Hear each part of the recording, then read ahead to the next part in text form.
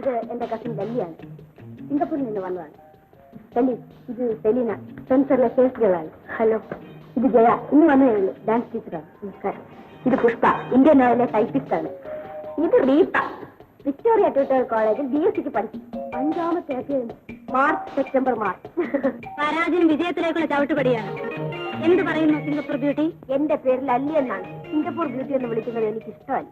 Singapore beauty എന്ന് വിളിക്കുന്നതാണ് എനിക്കിഷ്ടമെങ്കിലോ? ഞാൻ കൂടെ ഇഷ്ടപ്പെടുന്നല്ലോ. എരിവ് സ്വല്പം കൂടുതലാണല്ലോ.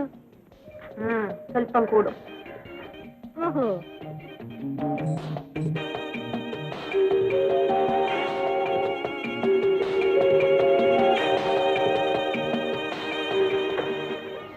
നമുക്ക് റൂമിലേക്ക് പോകാം.